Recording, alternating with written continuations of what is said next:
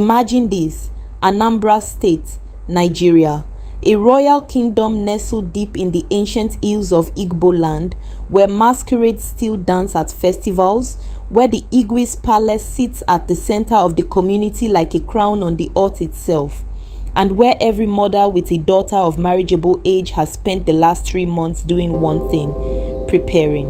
Because the prince is home, educated in London, 32 years old, tall as a Iroko tree and twice as commanding, has returned to Newi Kingdom after 8 years abroad, and his father has made the announcement that has sent every compound in the kingdom into a frenzy of grinding pepper and buying new George wrappers. The prince will choose a bride before the next New Yam festival. Every family with a daughter is positioning, every mother is scheming, every available young woman is being primped, coached, and paraded like prize livestock at an AK market. And in one particular compound, a large, well-furnished home that belonged to the late Chief Odunze, one woman has decided, with the full weight of her terrible ambition, that the prince will marry her daughter, not her stepdaughter, her daughter. Her name is Mama Obiageli, and she has a plan so wicked, so breathtakingly cruel, that even the gods of the land would cover their faces. Her stepdaughter's name is Amara, 21 years old, the biological daughter of the late Chief Odunze and his first wife, who had died when Amara was only 6. Amara had grown up in that compound like a wildflower growing through concrete, beautiful despite everything, graceful despite the weight pressing down on her, gentle despite having every reason to become hard. She had her late mother's eyes, warm, deep, the kind of eyes that made people instinctively trust her. She had her father's quiet strength, the ability to absorb pain without letting it turn her into something ugly. Mama Obiageli had never forgiven her for any of it.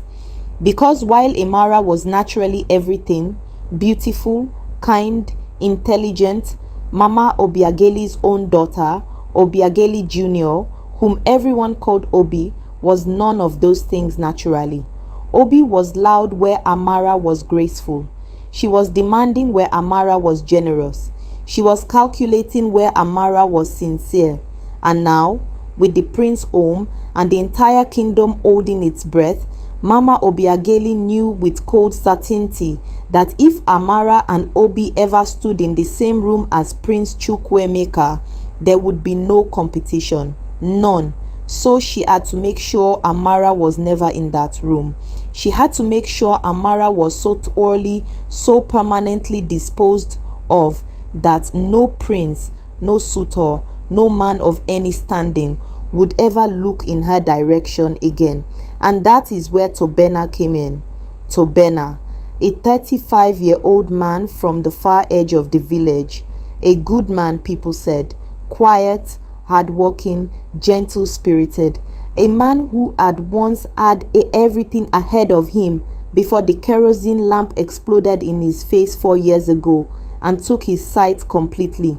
Since then, Tobena lived alone in a small mud-walled house with a leaking roof, surviving on the little his younger brother sent him monthly and the occasional farm work he could still do by feel and memory. The village pitied him. Some avoided him. Most had simply forgotten he existed. Mama Obiageli had not forgotten him. She went to his family with palm wine, with a wrapped package of stockfish, and with a proposal so unexpected that Tobena's elderly mother sat with her mouth open for a full minute before she could speak. Chief Odunze's daughter, she said, was available for marriage. She did not say which daughter. She did not say that this was being arranged entirely without the knowledge or consent of the girl's late father's family council. She did not say that the real reason for this rush was a prince, a festival, and the elimination of competition. She smiled. She poured palm wine. She said all the right things. And 3 weeks later, before Amara even fully understood what was happening, the family council, manipulated with lies, half-truths, and Mama Obiageli's practiced performance of a concerned guardian doing her best, approved the arrangement. Amara was to marry Tobena, the blind man, the poor man, the forgotten man at the edge of the village. But here, right here, is where Mama Obiageli's plan, so carefully constructed, so ruthlessly executed, began to unravel. Because what Mama Obiageli did not know, what nobody in that compound knew, was that Prince Chukwuemeka had already seen Amara, not at any ceremony, not at any organized introduction, at the village borehole, 3 days earlier, before any of this began. He had been walking incognito through the village with only one aide, wanting to see his kingdom without the ceremony and pageantry, and he had stopped. Because a young woman was helping an elderly blind man navigate the path from the borehole back toward the village, carrying his water for him, speaking to him softly, guiding him with a patience and tenderness that the prince, who had been surrounded by performance and flattery for 8 years in London, had never seen directed at someone who could offer nothing in return. He had stood at a distance and watched. He had asked his aide quietly, "Who is that girl?" His aide did not know, but the prince did not forget the face. And now, by the cruelest irony that Mama Obiageli could never have calculated, the girl she was trying to bury was the exact girl that the prince was, quietly and privately, already looking for. This is their story.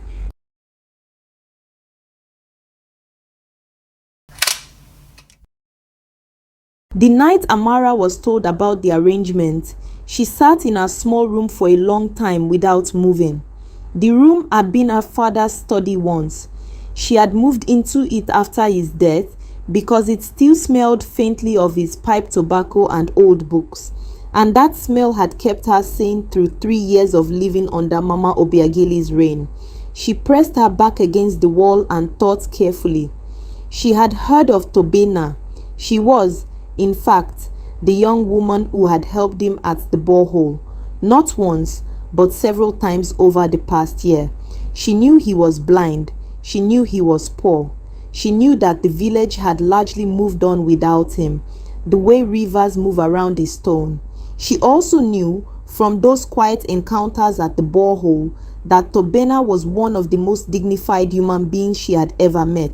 He never complained. He never performed suffering for sympathy.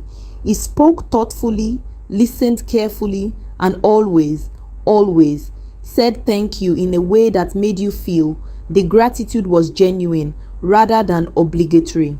She did not want a forced marriage, but she recognized with a clarity that surprised even herself that she was not afraid of Tobena.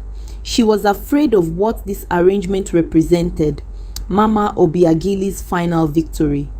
The confirmation that she was worth nothing, that she could be moved around like a piece on a game board with no one to speak for her. She wiped her face, straightened her wrapper, and made the same quiet decision that women who have no one fighting for them have always had to make. She would fight for herself, not with noise, not with drama, but with the most powerful weapon available to her, a character. The introduction ceremony was modest, deliberately so.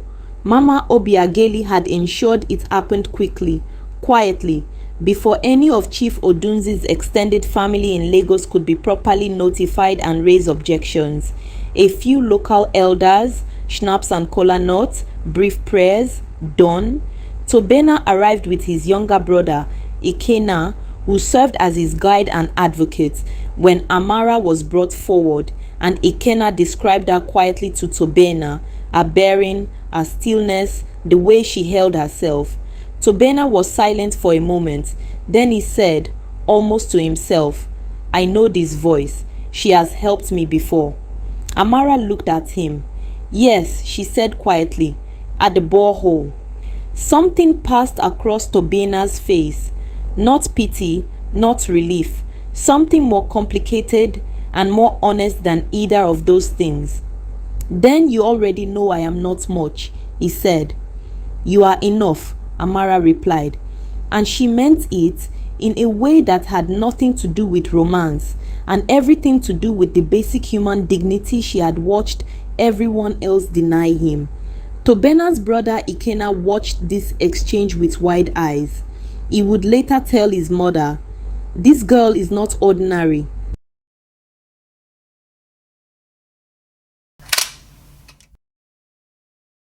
Meanwhile, across the kingdom, Mama Obiageli had thrown herself into the campaign to position her daughter Obi for the prince's attention. She had spent money she did not entirely have on Obi's wardrobe. She had arranged for Obi to be present at every public event where the prince might appear. She rehearsed Obi on how to walk, how to speak, how to laugh softly rather than the loud cackle that was Obi's natural expression of joy. Obi, for her part, played along because Obi genuinely wanted the prince, genuinely wanted the palace, genuinely believed that if she could just get close enough, she would be chosen. The royal family organized the community gathering, a formal opportunity for the prince to meet young women of the kingdom in a traditional setting. Families were invited. The event was held in the palace grounds under enormous shade trees with drummers and cultural displays. Mama Obiageli dressed Obi in the most expensive aso-oke available and arrived early enough to claim a front position. She had not invited Amara.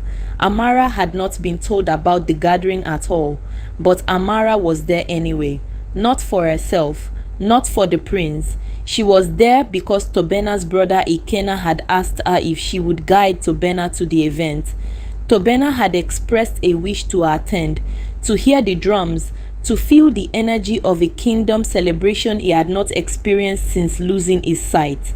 Ikenna had a work emergency and could not come, so Amara came in a simple Ankara dress she had owned for 2 years, her hair tied back practically, no jewelry except her late mother's small gold studs. She guided Tobena carefully through the crowd, describing things to him in a low voice. The colors of the decorations, the way the drummers' hands moved, the expressions on the faces of the dancers. Tobena laughed at her descriptions. She had a gift for it. Specific, vivid, unexpectedly funny in places. He laughed more genuinely in that hour than he had laughed in 4 years. The prince saw her from the raised platform.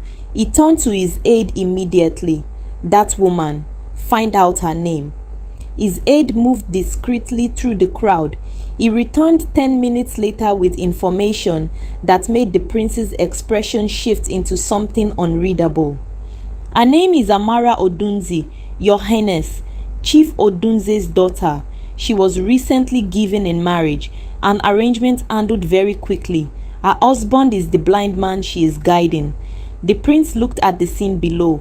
Amara, guiding Tobene, patient, present, completely unaware of being watched. He was quiet for a long time.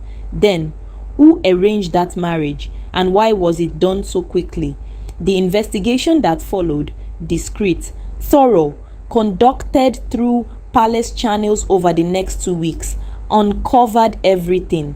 Mama Obiageli's manipulation of the family council, the deliberate exclusion of Chief Odunze's Lagos relatives, the way the arrangement had been rushed through before any objection could be raised, the fact that Amara had never given meaningful consent, and that the extended family, upon being contacted, were furious and had known nothing. The family council was reconvened, properly this time, with all parties present. Mama Obiageli arrived at that meeting expecting to consolidate her victory.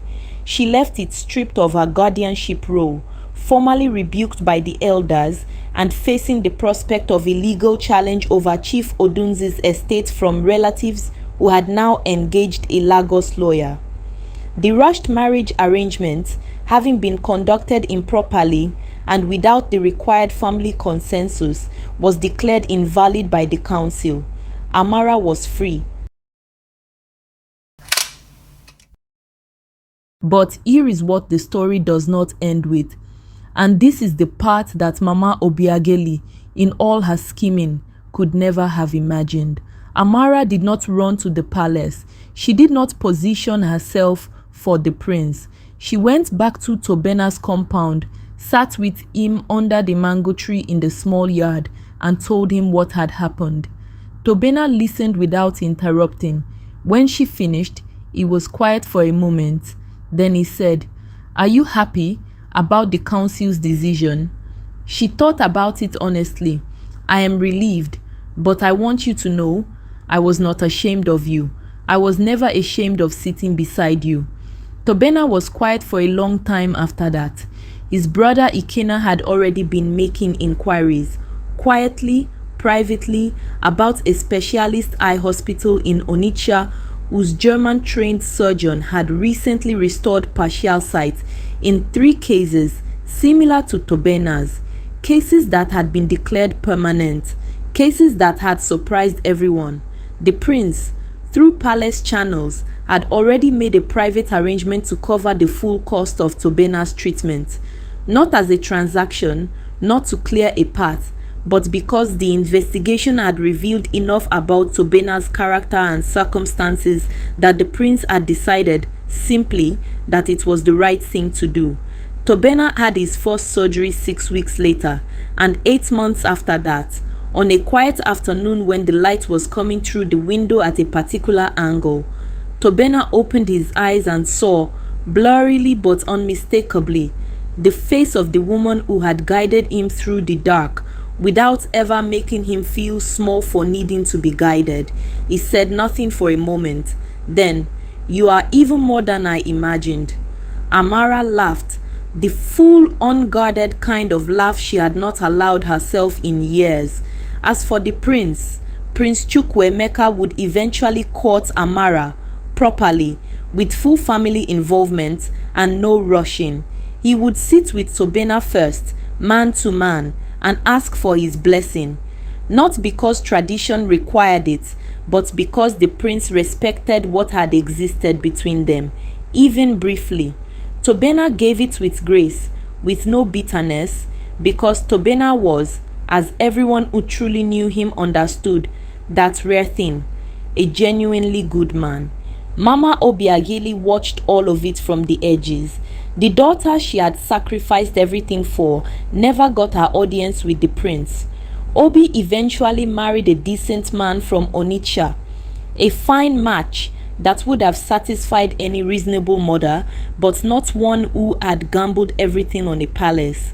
And the stepdaughter she had tried to bury, she became the princess that the whole kingdom celebrated, not because of the prince's wealth, not because of the palace, but because Amara Odunze had walked through every attempt to reduce her, and had come through the other side not bitter, not broken, not hungry for revenge, just whole, just herself. And that, the elders said at the wedding celebration, raising their cups of palm wine toward the sky, that was the most royal thing of all. The grace you have just witnessed, enduring injustice without becoming unjust, serving others when no one is serving you, walking with dignity through seasons designed to destroy your dignity. These are not qualities reserved for fictional heroines in stories. They are available to every person watching this right now, who has been underestimated, who has been pushed aside, who has been deliberately buried by someone who feared what you would become if you were ever given space to bloom. Amara's stepmother meant that forced arrangement for evil, but Amara's character turned it into a testimony. What has been forced on you, what season of your life looks like a punishment right now, could be the very thing that introduces you to your destiny if you refuse to let it make you bitter. Stay kind when the world gives you reason not to be. Stay present, stay dignified, stay you. Comment below with "I choose dignity" if the story has spoken to something in your life today. And if you are watching this and you have not yet subscribed to Karachi Tales, what are you waiting for? Every week we bring you powerful stories of resilience, love, justice, and the kind of endings that remind you that life is not finished writing your chapter yet. Hit that subscribe button right now. Ring the notification bell so you never miss a story. Like this video and share it with someone who needs to be reminded today that what was meant to bury them is actually planting them. This week, we want to challenge you with this. Identify one person in your life you have been avoiding because their need feels like a burden. The way the village had forgotten Tobena, the way the world had passed him by. Reach out to that person this week, not with pity, with presence. You may never know how much your simple act of showing up changes the entire direction of their life, because that is how it always begins, not with grand gestures, with one person choosing to see another person when the whole world has chosen to look away. Welcome to Karachi Tales. We will see you in the next story.